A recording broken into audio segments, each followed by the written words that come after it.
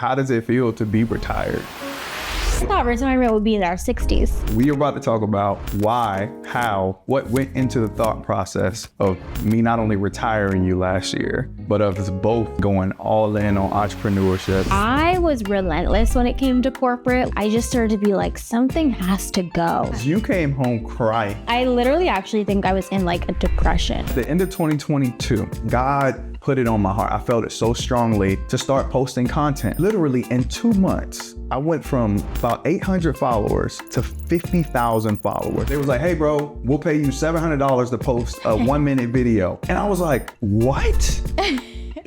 Yo, we're doing so well with this that we could potentially walk away. What if a recession happens? What if social media goes away? How do we keep this up? I did have, I feel like, a little bit of an identity crisis, like at the beginning. What I realized as I got older, and I think also as our marriage started to get into a better place, I was like, no, my priority is I want to be a good wife. I want to be a good mom. And then I leaped with him because I trusted him. We did take a leap of faith, but before we took that leap, we laid down the foundation. We had something to leap onto. Once I released it and I walked into it, man, everything started to open up. We don't believe that the perfect marriage exists. Facts, but intentional ones do. And over the years, we've learned that it takes more than just love to build a life together. This is the show where we share what's worked for us. This is The Bailey Way. What's up, family? It's your boy Durelle. And I'm Samantha. And this is The Bailey Way. All right, we got a fun topic today. I'm excited about this one. We are about to talk about why, how, what went into the thought process of me not only retiring you last year, but of us both taking a risk and walking away from our corporate jobs, our military jobs, our for sure retirement, our for sure benefits, and going all in on entrepreneurship, social media, being creators. So we want to take people through that journey today. Let's do it. Yeah, the fears, all of it. But before we get into it, how does it feel to be retired? So good. Yeah. This is like the dream that I didn't even know that I had. Like, I'm so happy. It's so nice, first of all, to not have to set an alarm. Yeah, fact. You guys, I am not a morning person, so I have no business setting an alarm to press snooze a million times anyway. But even just to own our days, and now that we're both at home, it's so nice to like, at first I was a little nervous, like, dang, we're going to literally be spending all of our time together, but I love it. Yeah, well, also, it's like that, but it's not like that, because we're both extremely busy. Like with the businesses, with you're getting ready to launch a new business, which we'll get into. But even just this morning, like waking up and walking the dogs on a Monday morning. On a Monday morning, and going the to the park. weather is beautiful. Like, it's crazy. Yeah. So it's just been all around so positive. And obviously now thinking about starting a family, like now I can kind of see like how all of the pieces fit together. Whereas before, when we were working 9 to 5s, it was like, how the heck are we supposed to do all of this? Yeah. Plus raise a family. No, for sure. And I think like the crazy thing is like looking back, there were so many fears we had, so much anxiety. It's interesting how God pivoted us into this season of our lives and positioned us this way. And it's all, I always tell people, man, like if one door closes, just know that that door is not for you. Yeah, literally it is divine protection. Yeah.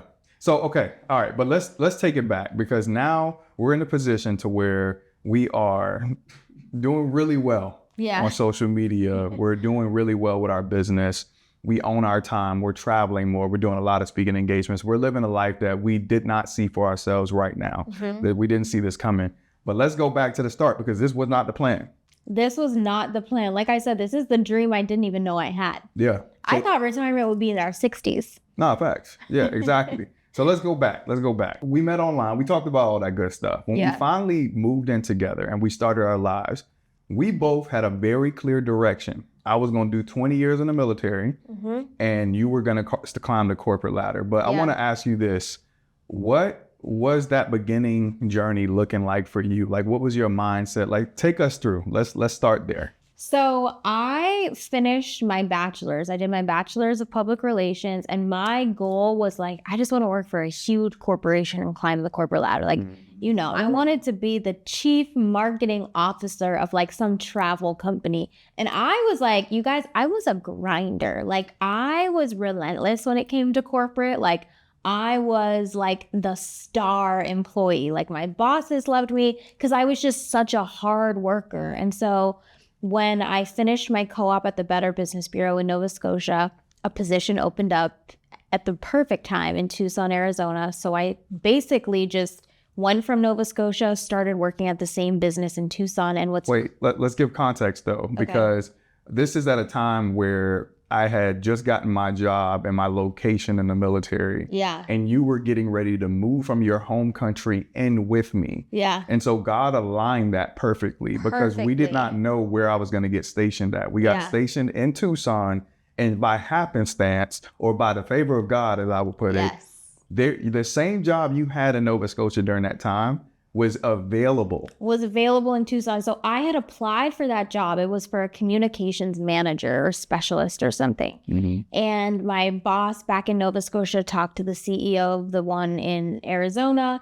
And I did not end up getting the communications specialist job, but they did say, hey, we have this huge business award show that happens every spring, and we need somebody to basically run it for us. Like, we need someone to start planning it, get the sponsorships, get the signups, all the things. There's a lot that goes into planning. Bro, it's like planning a wedding. Like, it is so much work. I knew nothing about Tucson, no one in Tucson, but I was like, absolutely, I would love to. Like, let me just get my foot in the door. This would be a great way to meet people. And it was a contract position. Now, the only thing was, because I was moving to the States and I was going through my immigration process, I could not get paid. And so for 4 months, I worked every single day, Monday through Friday, 9 to 5, planning this award show. 9 to 5, no ma'am. No, I remember coming home, you were still working. Yeah, I was I really just wanted to do a great job. I would have meetings all over the city, like with different businesses. We had one car, and all for free. All for free. I did it all for free, but I worked so hard. And anyway, that award show ended up being amazing. But what happened was it was a contract position. So at the end of that contract, when the award show happened, I needed to get another job. Yeah. And by that time, I finally had my green card and I could work. And so this position came up and it was perfect for me, also in Tucson. And it was for a huge, I'll say, telecommunications company. And it was for their public relations team. Yeah. So I applied for that. We were so excited when you got this job, too. We were so excited. How old were we? We were 23? No, this was the same year we got married. I got that job. So we were 22. So 22. Yeah. And I remember being like, $48K? Like, I'm going to make $48,000? And I was so excited. So I applied for that job and I got it. Yep. And I felt like my dream was coming true. Like, I had finally landed this big corporation, this big corporate job. And all I was going to do was climb the corporate ladder. So I would be part of all of these clubs at work, and just I was the best one on the team. I was I'm going to outwork everybody. And I did such a good job. Do you remember we would drive up to your actual job and look at it before you even started on day one? And I would just look at it and be like, I'm going to work there. Oh my gosh. Okay. So yeah, worked really, really hard in that job. And they loved you. And I loved that job. I had so much fun at that job. Mm-hmm. But about 2 years into that position, they were like, hey, we just built this new skyscraper in, another city. It was actually in Philadelphia. And they were like, we're relocating the team to Philadelphia. We'll pay for everyone's relocation, but, basically we have in 3 months, I think this was probably in September, October, they were beginning of, the following year, this team's going to be based. Hold on, let's put a pin right here because I remember the season of our lives like it was yesterday. I thought the world was over. Let me tell y'all, when she got that call or that email or whatever it was, All I know is that that was the first instance where you realized that that job was fluid. Like the corporate world is cutthroat in that anything could happen. They can relocate you, they can move you, they can change your position. That was the first, because you came home crying. And I think I cried I literally actually think I was in like a depression. Yeah. Because I was so happy and this was my plan. I wasn't going to go anywhere else. This was just what I wanted to do. And I'm not going to lie, like job loss, that's a certain type of trauma, especially early on in your career, because you put your whole life into studying to land this job. You get the job and you just settle in it and you're like, I'm going to be here. Like, this is just what I'm going to do. Y'all remember she went to study abroad in Dubai to come and do this type of work. Yeah. And then you get there, you love it. You know, you're showing up every day. And then one day you show up like it's a normal day. Yeah. And they're like, hey, the job is moving. You can move if you want. But if not, basically you get a severance and like it's over. I felt like the rug was just like pulled from under me. And I was so upset. I think because I loved the job and I felt like I didn't have any security anymore, but also because I was like, this is what I worked for. And like, I worked so hard and this is what my reward. And like, you've also given them so much of your given time. them so much of because my Samantha, time. y'all, let me tell y'all, Samantha is not the person, and she kind of like skated past that torture wards when she first moved to Tucson to work for them, but she will work until her eyes cannot stay open anymore. Like she will literally, there is no boundaries with this woman. And so like she would be doing work for them at work and she'll get home, and to get ahead, you would literally be in emails at home getting stuff done. That way, when you got back to work the next day, you were just like boom, boom, boom. So you put so much time, energy, and effort into that job. Yeah. And I think that's like whenever I'm dedicated to something, it's like I say this about everything in my life. I'm either all in or I'm all out. And so like, I don't know. And I think I've always struggled with this in corporate. I never knew how to have that like, okay, let me work 9 to 5 and then the rest of the day enjoy my time. It was like, no, I love this and I'm passionate about this and I want to grow this. And so like, if I wasn't doing work, I was talking about work and like, you know. So anyway, the job at that company was being relocated. So I get online. Literally, this was my experience applying for jobs, like when you actually need a job. Yeah. And that is not a fun thing to do. I think this is important to mention too. You couldn't just, because they offered that you can relocate. Yeah. You couldn't do that because I'm in the military. So can't just get up and move to Philadelphia one day because they said this is the only option that you have. Yeah. So it was pretty much like your only option was to just take the severance. Like, done. Yeah. So I was like, okay, well, there were other people on the team too, and some of them had thought about, and I think some of them actually did relocate, which was amazing for them. But for me, I was like, I'm a military spouse. Like, I can't just pack up and leave. So I was like, all day, every day. At that point, I was like, all right, bump this job. I'm going to spend my time looking for another job. Yep. And that became literally like my full-time job. I would be interviewing for jobs and so hopeful about them, and just to be like, oh, you didn't get it. And that happened like more times than not. I remember I got one offer for a job and it was for $24,000. And I was like, I just can't. I can't live off of that. Right. Yeah. It was for a social media marketing manager job. But also, wait, was this around the time I remember one time you got accepted for a news anchor job, like a news job. Oh yeah, I got accepted for a news job. It was with it was either KVOA or KGUN9, one of them in Tucson. Mm-hmm. I remember you did like 3 rounds of interviews. I was really excited about that job, and then they offered it to me, and it was like a nighttime. Obviously, I didn't have any like journalism experience, so I'm sure they were like probably giving me like the worst shift, and I would have had to work my way into like earning a better shift. But I was like, okay, I also don't want to work overnight. Right. So I took a risk declining that job because I think I would have actually probably liked it. Mm-hmm. And it was decent pay from what I remember. And it was pretty decent pay too. And I remember I would get a differential because it was like weird hours, whatever. So I apply for this job, and it's still so crazy to even think back to this, because there was a company posted a job. They needed a recruitment marketing manager. I had never done recruiting. technically I had only really done communications and PR, which is different than marketing. And it had to be a manager. At this point, I had been a specialist only. I had no like management experience. But one thing about me is I can talk my way through an interview, and I can fake it till I make it.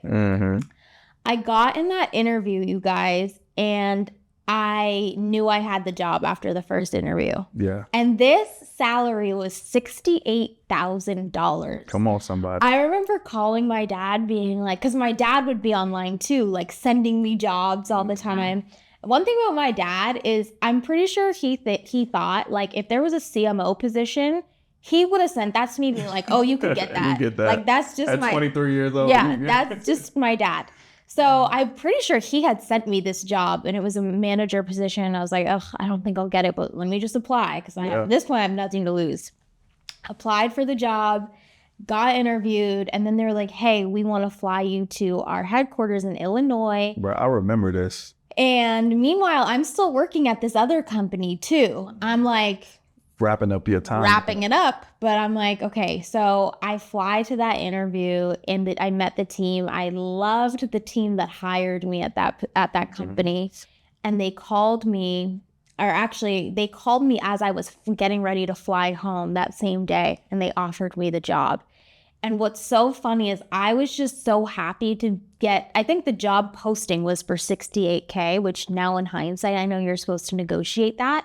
When they called me and offered me the job, I was like, yep, I'll take it. I didn't negotiate. I didn't ask any questions. So that's a big jump from 48K. Yeah, I was probably like the recruiter's dream because they were like, this girl didn't negotiate anything. Right. Like I probably could have went higher than that. But anyway, I called my dad and he was like, are you serious? Like it was so exciting. And I will say from that point, like that was life-changing for me. Yeah. Being in a management role, having that salary. But I will say as time went on with that company, it was a very toxic environment. It was a very toxic environment, especially as someone that like really, I prided myself on like doing good work, doing a good job, being a hard worker. But it was a very thankless environment. The leadership, I'm just going to say, was like extremely toxic.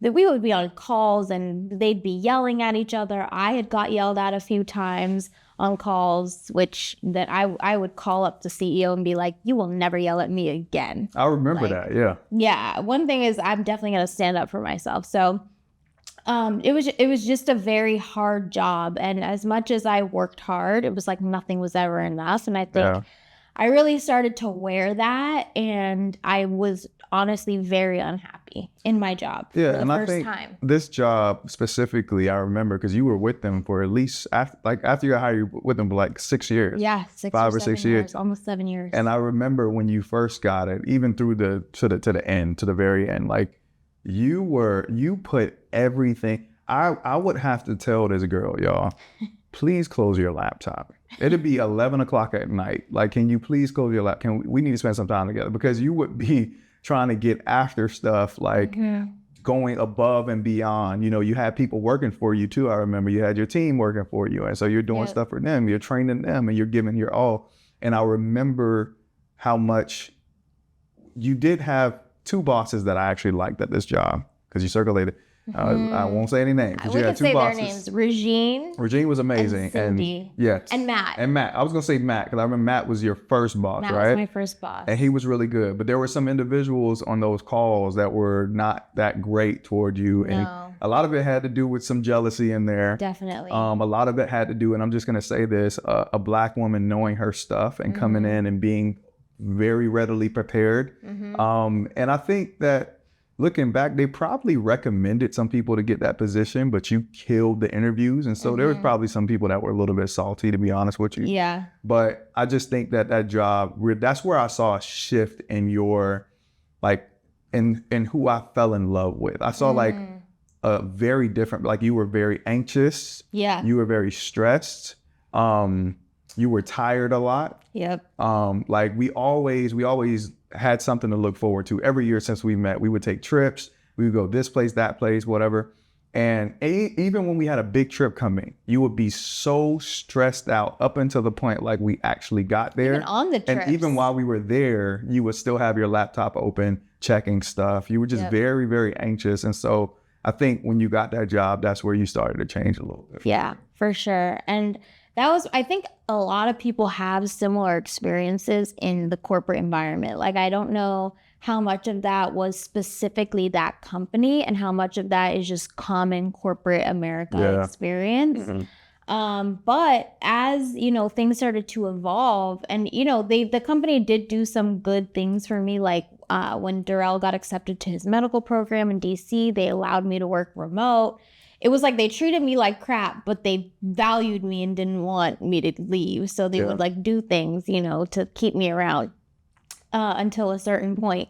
But what I will say is it got to a point where I was like, okay, at some point I want to have kids and, I want to enjoy my life and like do things. And I just started to be like, something has to go. Like I can't juggle all of this and be a good mom. Honestly, I can't even have this job and be the wife that I want to be because I can't just close my laptop and go about my day when I'm on calls that are extremely toxic, and just the environment that I was working in was really hard to recover from. Yeah, you're not the type of person that knows how to just let stuff go. Like if somebody says something, I remember like, I'll be like, babe, it's fine. Like it is what it is. Like that's them projecting or whatever. Bro, you're like a dog with a bone. You're like, no, I cannot stop thinking about this. We need to get on a meeting with so-and-so or whatever. But now, so we got your part, right? Yeah. We're taking people through a journey here. So let's go back. Yeah. We're going to hit my part.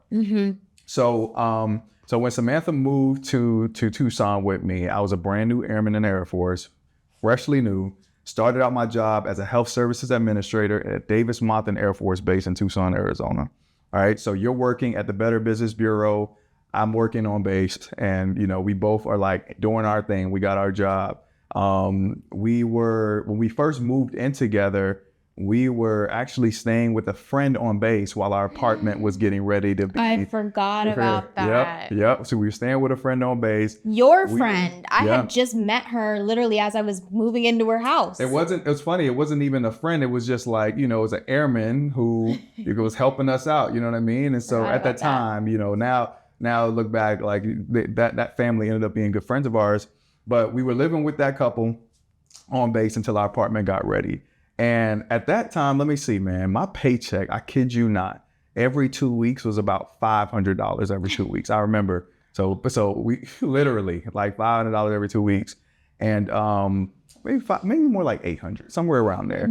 And so we got our apartment, moved up to Dove Mountain. We're living in our apartment together. And my focus at that time was to do a 20-year military career and retire. Because the whole point of me joining was because I came from so much instability that the military was a life hack for me. It was stability. I was never going to miss a paycheck. We was going to have health insurance, all of the benefits, like the VA benefits, all this stuff. So my goal was just to climb the ranks. And so I was going after every club that I possibly can. I became the president of the Booster Club, the vice president of the ACE Council, which is the Airmen Committed to Excellence Council. Then I became the president of the Airmen's Committed to Excellence Council. Every weekend, Durelle would be like volunteering for this, leading this, planning that. Like you were busy every weekend. Every weekend we was out there grinding. And so in the Air Force, in order to make rank, you have to test. So a part of it is how you show up in, your esprit de corps, right? Like your motivation, how you're showing up at work, how you do your work. And then the other part of it is testing your Air Force knowledge, how well you know the history, how well you know the job. So I was constantly like studying. And so that was my first probably like 2 years in the military. And then as I started to think about what I wanted to do, I was like, you know what? Like I'm working in a hospital. I like being around medicine. I like being around patients. I think I want to be a nurse. You remember that? Yep. And I started that journey on taking classes to become a nurse. And that was short-lived because I took it to another level. And I think that was driven by like just shadowing nurses. I decided I want to be a mid-level provider, be a PA. And so I was going to school to get the prerequisites to be a physician assistant. Yep. And then I had met Dr. McBratney. Colonel McBratney. Shout out to her. We love her and her husband. That's one of my mentors. And by this time, I'm a staff sergeant. I'm about four 4 years in or so. And I told Dr. McBratney, I said, hey, you know, I'm looking at going into the Air Force PA program. And she looked at me and she goes, Durelle, you don't strike me as somebody who wants to answer to somebody. You want to be the one with the answers. And I was like, what do you mean? She was like, you want to be a doctor.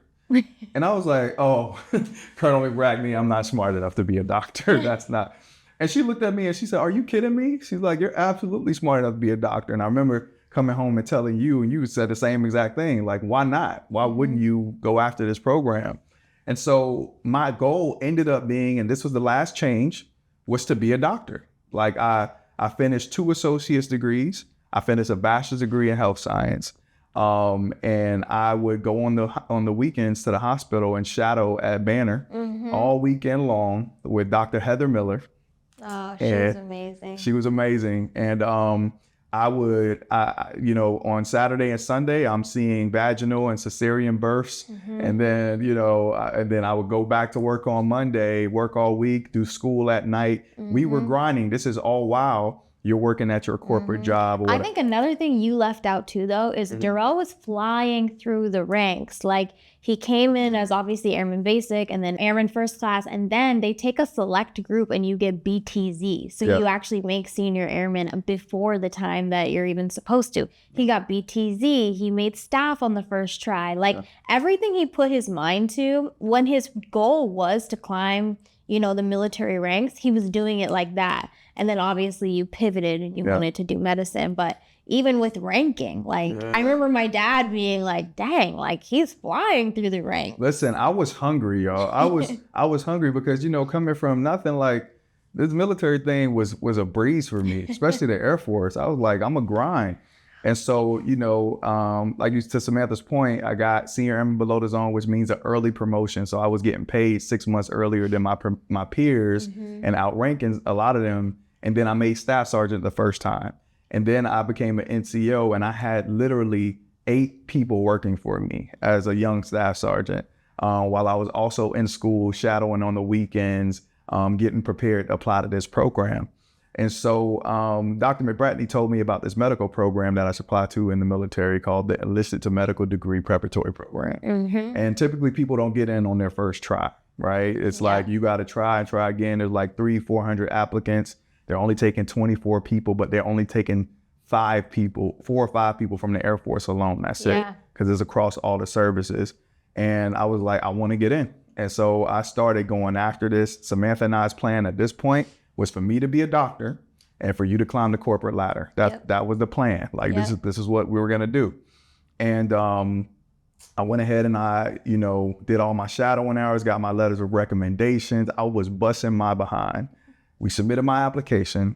I was a little bit concerned because you had to have pretty high and competitive SAT and ACT scores, and mine were okay. But my letters of recommendation were ridiculous. Amazing. Personal statement was on point. My EPRs, obviously my career, and then my GPA was really good for my school, and at Magnum Cum Laude and all this stuff, right? And so I got accepted my first round. I remember you running into the gym. No, okay, so we would check the email because we knew the answer was going to come through. We have a joint email. And Durelle would go to the basketball gyms on, like, what was it, Tuesdays and Thursdays or something, to play basketball. Really every day. I had seen the email come through from Dr. Green. Yep. Dr. Althea Green. Love her. Yeah, love her. And he was at the gym playing basketball. I was at home and I saw the email come through and I was like, oh, and I couldn't wait. And so I get in the car, I drive to the gym. I go in the gym because I was like, I cannot wait. We are in the middle of hooping. Like, imagine like 50 dudes. Like, you got like 40 dudes sitting on the side waiting. You got 10 dudes on the court. It was crazy. Yeah, I just walk in and I'm like, the only woman. I'm like, babe, wait, come here. And I think before he even got over, I was like, you got it. But everybody was staring at. So people were looking at you like, oh, Lord, who baby mama done ran in here? Who baby mama? Hey, somebody in trouble. Bro, you got this 5-foot woman running into the gym, jumping up and down, talking about, babe, you got in. And so people were like looking like, who is she talking to? Right? And I didn't realize, you know what I'm saying? And then God. a couple of my guys were like, hey, bro, that's Samantha. And I was like, what? So I turn around and see you and you're over there crying. So initially I'm like, is everything okay? So I dropped the ball and I'm like, what's wrong? What's wrong? And then you had a smile. You like, you got in, and you were crying. And then I started freaking out. I was like, I got in. I'm jumping up and down. I'm like, I'm about to be a doctor. Yeah. Like, this is crazy. We're moving to DC. And it was such an emotional moment because I started to think about it. Like, neither one of my parents finished high school. Like, I never thought I was smart enough to be a doctor. Like, I never thought I was smart enough to finish my bachelor's degree, right? Mm-hmm. And they selected me the first time to go into this program. And so we're celebrating. Call grandpa, he start crying. Call your parents, they start crying. Everybody excited, right? And so at this point, this is 2020. No, this is 2021. This is 2021. Yes, that's right. This is like January. Right. We're moving in April. Yeah, exactly. So we found out in January. And so it's January 2021, okay? Mm-hmm. We had not thought about retiring or business. Now, let's go back. In 2018, Samantha and I started a company called Bailey Digital Marketing. Mm-hmm. So let's talk about that real quick because I think that's important. Yeah, so actually, after everything happened with that telecommunications company where they had relocated to Philadelphia. Yeah, that was the word I was looking for. Relocated my job. In my mind, I was like, okay, I never want to be solely relying on a corporate job ever again. Like, I don't ever want to be in this position again where like they literally own my ability to afford our lifestyle. Mm-hmm. Like, so if something happens with this job, we're on my income. Yeah, we're, until I find another one. And keep in mind, we were so young. Like, we didn't have 6 months of savings. We probably didn't even have 1 month of savings. Yeah. Well, we had my income, which was enough to live on, but it wasn't enough to like... We had a certain lifestyle at that point. Not that it was extravagant, but like we like to go out to eat and like go on road trips at that time to Phoenix. And so... And I was only making like 35, 40K a year. And so I was like, okay, we're going to start a company. Let's start Bailey Digital Marketing. Because we had actually had a client come to us. They were a custom home builder. And they're actually still our client today. We love them. They've actually become like family to us. And so we started our business, took on that client, and then it just started growing. So that was always something that we were doing on the side while we were pursuing our corporate careers. Yeah. So that was there. We had probably, by the time I got accepted into my program, we probably had like 4 or 5 clients with that going every month. Mm-hmm. And so that was in place, but we had never considered like leaving our jobs and going all in on business, right? Okay. So now we're to the point where I'm accepted into this program. Now here's how God works, because I think this is pretty cool.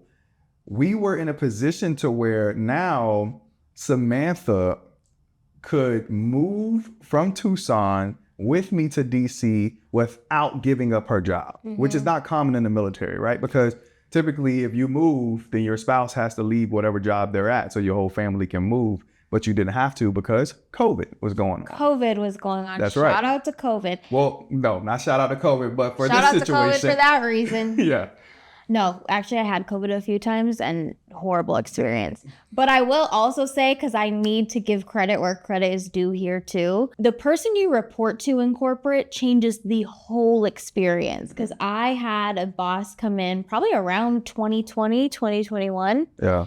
Regine Janvier, who was still a great friend to me. And she was my boss at the time, and another Black woman. It was actually the first time I had worked in corporate with another Black woman. I remember how nervous you were about I was so nervous about her coming in as my boss because I didn't know if it was going to be healthy or if it was going to be a competition thing. Yeah. It ended up being the best boss and employee relationship ever. And I just want to clarify real quick.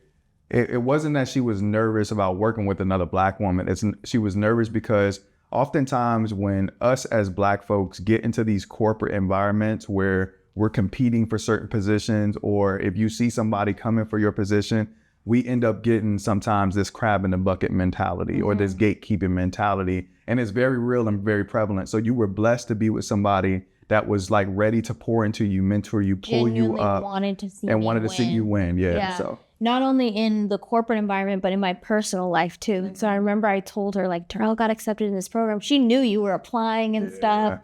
And I was like, Durelle got accepted. And I called her like after hours and we would talk on the phone just as friends.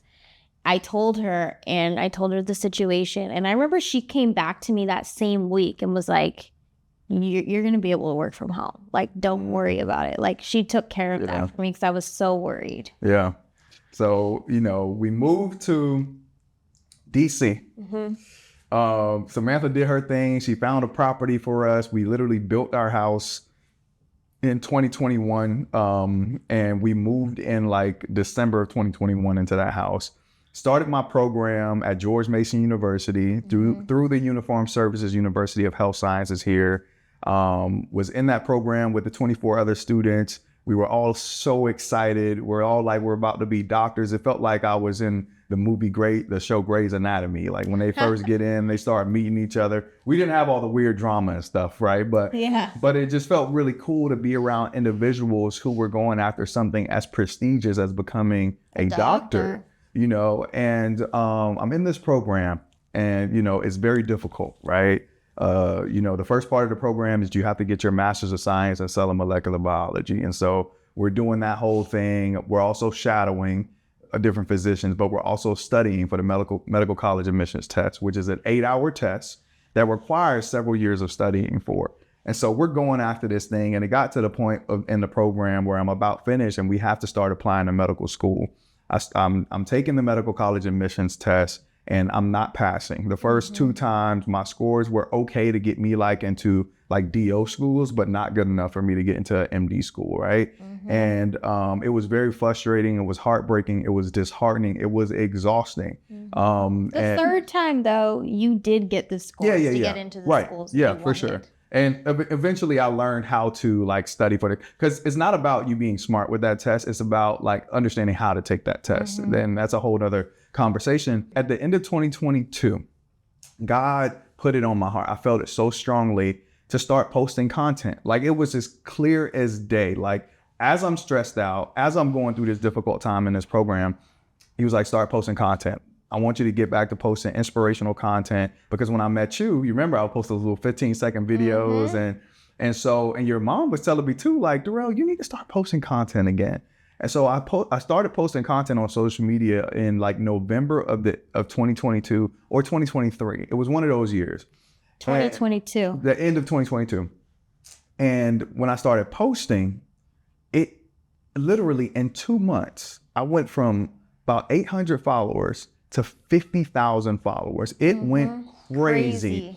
Everything I would post, it's almost like God touched the algorithm and said, we're going to push this out. And I would be getting messages from people all across the country like, hey, bro, you just saved my life. And at the time, you weren't even posting lifestyle stuff. It wasn't literally lifestyle. Very just sitting, dark background, talking head. Yep, talking head content. I would be telling people, hey, you're going to make it through this situation. Whatever you're going through right now is directly connected to where God is taking you. I would be pouring into... Meanwhile, you were going through your own challenges, and I was going through my own stuff, right? And at the time, and my job was still as toxic and hard as ever, too. It was a mess. That was a dark time. Yeah.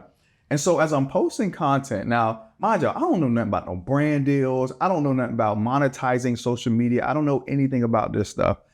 And at the time, we got reached out to by this personal care brand company in December or January of that year. And I remember being like, I wonder what they want.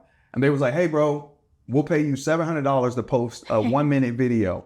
And I was like, what? You're going to pay me what? $700 to post a video, right?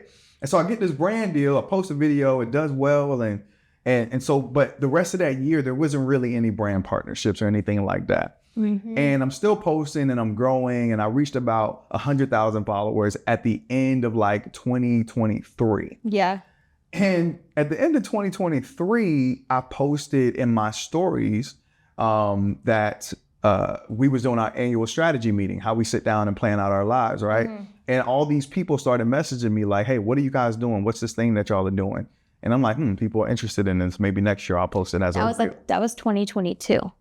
2023 is when you posted the one that went viral. Are you sure? I'm positive. Are you sure? Yeah. No, I don't think so. Because the end of 2022 is when I started posting the That's when talking head content. The end of 2023 is when I posted that in my story. No, 2023 went viral. That's when we were in Disney. Oh, you're right. Okay, you're right. You're right. My bad. You're right. So 2023, you're right. 2023, it went viral because I was towards the end of my program. That's right, because this is how God works. So that video goes viral, reaching millions and millions and millions and millions of people. I mean, I think it totaled out at like almost 30 million people across all platforms. And we were getting thousands of messages from people across the country and the world asking us for our spreadsheet. And that month, in December and January, we made more money than we had ever made in the year before. We made about, I don't know, $130,000 in a matter of 2 months from putting out that spreadsheet. And so now we realized we had another business. It just kind of fell into our laps. And the impact I was having just by talking to like men, a lot of husbands were hitting me up like, bro, like the way you plan with your wife, the way you're intentional, the way you are like really putting forth effort to lead your wife. Like I was giving the game to all these guys. Like, yo, this feels good, man. This feels really good. And I'm helping all these people. We're making money. Now we're doing the webinars. And on the webinars, we're making more money. And then also, as we're doing this and as this is growing and becoming a movement, because we got, you know, Daily Mail reaching out, Business Insider, Yahoo Finance, all these different business and finance outlets interviewing us and all this stuff. We're also getting out brand deals. We have, you know, these different brand partners. We got personal care brand like Dove and Gillette and Old Spice and all these different brands. But we also had Industrious reach out. Industrious said to us, hey, we'll pay you guys. What was it? That's where we were doing our meetings. That's when we were doing our meeting, And this was the biggest amount of money we had ever seen. They were like, we'll pay you at that time $13,000 for 3 videos. At $13K for three reels. And we were like, wait. You know, and that was our first big brand deal, right? And this was all during the year 2024. And so I think that year we probably did about maybe 100K in brand deals, maybe a little bit over that. On top of the plan and playbook. So we made probably about $260,000 between the plan and playbook and social media.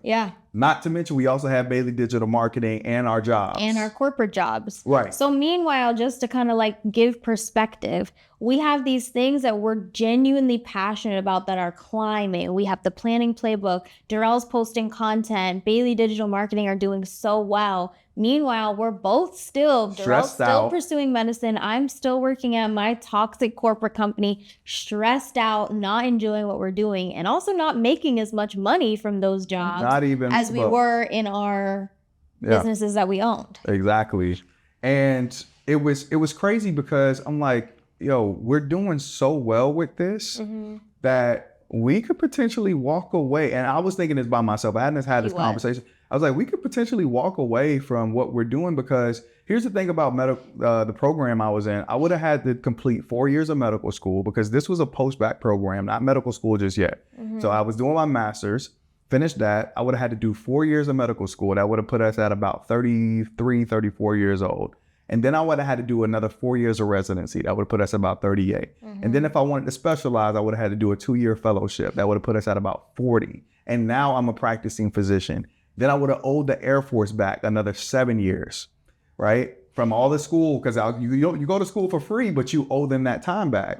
And then you have to finish up your contract. So that would put me at about 50 years old. So we would have been locked into that, not to mention the danger that comes with the deployments, the moving around, the instability, just all over the place, which we were fully prepared to do at first. But we were willing to make that sacrifice. We were willing to make that sacrifice. But when you compare that to being able to show up genuinely online, help thousands of couples across the world, me motivating, pushing, inspiring people. I was getting hired to do commencement ceremonies where I was getting paid to go talk to kids and all this stuff. It's like, no, this is what I want to do. This is what I really want to do. But then you start thinking about all the what ifs. And that's where my mind was. I think you were ready way before I was to take that leap. I was very much, and we talked about this on a panel we were just on, institutionalized, where it was like, no, I've worked this hard and I've come this far. I'm not going to just stop working. Like, I'm going to see this through. I'm going to work until we're 50 something. And then we can retire. Then we get to retire. And then we get to, so it was, to me, even with all of the proof I had in front of me, it still seemed just so unrealistic and so far-fetched to not work. What if a recession happens? What if social media goes away? What if like business starts dwindling down? How do we keep this up? You know what I mean? And because there's so much security that comes with positions that we were already in. I think it takes a level of trust though. And this is where I feel like we took a leap of faith, but Durelle took the leap first, and it was like he had to reach for my hand, and then I leaped with him. But I trusted him, and I trusted that if anybody wanted to make sure we were in a good financial position, it was you. Yeah. And so it didn't take that long for me to be like, okay, if you see it, then, I believe in it. Well, I just remember thinking to myself, and it's funny how like God will show you exactly where you're meant to be based off the frustration you have in what you're trying to do. It's like he was just showing me like, that's not for you. I brought you here for a reason. I brought you to this area so you can make connections and build your brand. But this is not what I want you to do. Because you remember those 2 scores crushed me because I could not apply to any medical schools. At least I could apply to DO programs, but not MD programs with those scores. And so I was so depressed. I was so down about this, but at the same time, in this other life, I'm having all this success. We're making hundreds of thousands of dollars and doing extremely well, but I'm still trying to force this thing of becoming a doctor. In high school, I never wanted to be a doctor. In middle school or elementary school, part of me wanting to be a doctor was for 2 reasons. One, I had genuine interest in science and medicine, and I love helping people. But 2, I wanted to prove to every doubter and hater in my life that you're gonna have to address me as Dr. Durelle C. Bailey. You know what I'm saying? But that's not the right way to approach becoming in that career field. But you know what I've always wanted to do as a kid? I've always wanted to preach. I've always wanted to mentor. I've always wanted to sit down with people and help people and push people. And it's like God was showing me like, I've given you the platform. You're now grown to over, at that time now, 300,000 followers. You're getting brand partnerships. You're getting speaking deals. You're getting affiliate partnerships. And the plan and playbook is booming every year. And I'm like, it doesn't make sense for me to try to make this fit. So you know what I did? I called every mentor that wrote me a letter of recommendation. I had 12 letters of recommendation. And I called all of those doctors and I say, hey, y'all, this is what I'm thinking about doing. And I hope you're not disappointed in me, but I haven't even told my wife yet, but I don't think I want to do this doctor thing. I think I want to go and inspire the world. And all of them, without hesitation, Durelle, you are the type of person, one of them even called me a golden retriever. You are. It's like, they say you are the type of person that can succeed in whatever it is that you put your mind to. And all of them were honest. It's like being a doctor is one of the most challenging career fields, not because of how hard it is to get into, but in how hard it is to keep a personal life outside of it. The divorce rate is extremely high. It is really, really difficult to sustain. It's going to take a hit on your health because you come last in a lot of situations. They say, we see what you're doing online. Go and do that. That's who you are. You know what I'm saying? And so I was getting the confirmation from this person, from that person, from mentors. And I was like, you know what? It's time, man. It's time to bet on me. It's time to go into entrepreneurship. It's time to drive this thing forward. And it's funny how, like, after I made that decision, I presented it to you, and naturally you were, a little bit concerned. But I was like, you don't have to work. We can survive on what? And you're like, are you sure? Like, I'm like, yeah, we're good. And it's funny how when that ended, you just became so, it's like your anxiety just dropped. Oh my God. I just felt so much more like me. I remember, because one of the things we do every year is we sit courtside at basketball games. And I remember last year when we sat courtside, I was sitting there and I almost cried because I was like, oh my God, this is the first time I've actually sat here and enjoyed what you were doing. Yeah. Because in every situation where I felt like I should be enjoying this, whether it was something as big as that or on a trip, I was never fully in that moment. I was always thinking like, dang, what about work? What about this project? What about this call I have to get on tomorrow? Like just always anxious and just always had this like dark cloud over my head. And literally that's just a testament to what life has been like since not working in corporate. Is just every day is like I'm so much more myself, so much happier. I'm a better wife, better friend, better everything. Like, life is just so much better. I did have, I feel like, a little bit of an identity crisis though, like at the beginning, because I told you guys I had always seen my life or my career as like, I'm going to climb the corporate ladder. I'm going to grind. I'm going to be a hard worker, all of those things. But what I realized as I got older, and I think also as our marriage started to get into a better place, I was like, no, my priority is I want to be a good wife. I want to be a good mom. And not that you can't be those things and have a corporate job. You can do both. And I really commend women who do. But for me, I was like, with that job that I had, there was no way that I could be all the other things I wanted to be. Yeah. And not only that, but you had the opportunity to finally actually do this. And, you know, I was to a point where when my yes started opening doors. Yeah. We ended up meeting, you know, our good friend Aaron, you know, ended up meeting like all of these different individuals that was positioning me. God was just rewarding you. I mean, the doors was just swinging open, and the Air Force was like, okay, cool, but you got to finish out your contract. Right. And so in North Dakota. They were like, we about to move you to North Dakota. See, God don't play about me though, because I was in such the perfect position that the only way I would have to move to North Dakota is if I re-enlisted. And I wasn't about to re-enlist. I ended my contract. I say, I'm gonna finish out here. And so they gave him the orders 2 weeks after. He would have had to take the orders if you had gotten them 2 weeks prior. If I would have got them just 2 weeks before, we would have had to pick up and move to North Dakota, just to finish out my career there. But I didn't have to. Thank God. So we were able to stay here. But man, like once I said, okay, once I released the control of judgment from my peers, like being in that program, like walking away, and because sometimes that's hard too. You know what I'm saying? You're thinking like, oh man, they all about to go be doctors. What if this doesn't work out for me? And I could have been up there with them, you know, seeing patients by now. What's funny is all of them are graduating medical school this year, you know, and I'm like, man, I could have been with them and all these things. And so, you know, it was a lot of things that were coming up for me.